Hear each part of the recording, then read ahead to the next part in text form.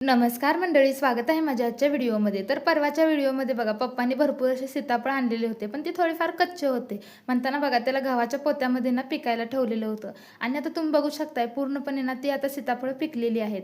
मग पिकल्यानंतर ना बघा पोरांना कुठं दम निघतोय आणि कधी खायला असं झालेलं होतं. म्हणताना काकू बघा इथं सगळ्यांना एक एक करून देत होती. आणि आमच्या घरामध्ये बघा सगळ्यांना अशी पद्धतच आहे की बघा कोणती पण गोष्ट असू दे किंवा एखादी वस्तू असू दे, तर सगळ्यांनी मिळून मिसळून एकत्र खायची असते. म्हणजे कसं होतंय, मुलांना पण चांगले संस्कार मिळतात. आपण जसं वागतो ना पुढे तशी मुलं पण वागायला शिकतात. म्हणताना ते सीताफळ बघा पिकलेली होती, पण सगळ्यांना घेऊन इथं खायचं चाललेलं होतं. मग इथं आमच्या 2 आज्या पण होत्या, मम्मी, काकू, परत पोरं पण होती. आणि मम्मी तर आमची बघा किचनमध्येच खात होती, त्याच्यामुळे ती व्हिडिओमध्ये काय आली नाही.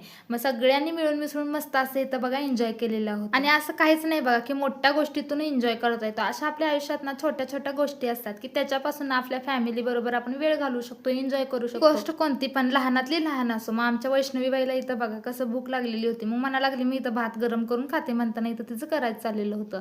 आणि आज बघा मम्मीने अशी ताजी टवटवीत ही भाजी आणलेली होती. मग मम्मी म्हणा लागली मी तोपर्यंत इथं निवडून घेते. आयुष्यात ना माणसाला कधी काय होते हे काय सांगून होत नाही, त्याच्यामुळे आपल्या फॅमिली सोबत चांगलं हसत खेळत आयुष्य घालवा एवढंच. ही आमची नवीन फॅमिली मेंबर बघा, आमची काकू तिला घेऊन चाललेली होती. आणि बघा इथं तिला आंघोळ घालायचं होतं आणि तिला पाट्यावर बघा बस म्हणताना किती चुलबुली होती, आगावपणा लय करत्या. खरंच क्यूट पण तेवढीच आहे. आणि आमच्या घरात सगळ्यात लहान आहे. लहान म्हणजे आमच्या फॅमिली मेंबर मध्ये बघा एक छोटंसं ते क्यूटसं बाळ आहे असं समजतात. त्याच्यामुळे तिची खूप माया करतात सगळेजण, तर खूप जीव लावतात. आताच 2 दिवस जर आली आपण सगळ्यांना खरंच खूप जीव लावते.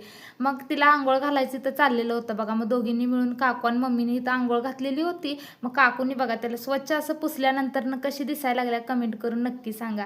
मग मंडळी आजच्या पुरतं एवढंच. तर आजचा व्हिडिओ तुम्हाला कसा वाटला कमेंटमध्ये नक्की सांगा. या व्हिडिओला लाईक, शेअर आणि आपल्या चॅनलला सबस्क्राईब करा. तर भेटू पुढच्या व्हिडिओमध्ये.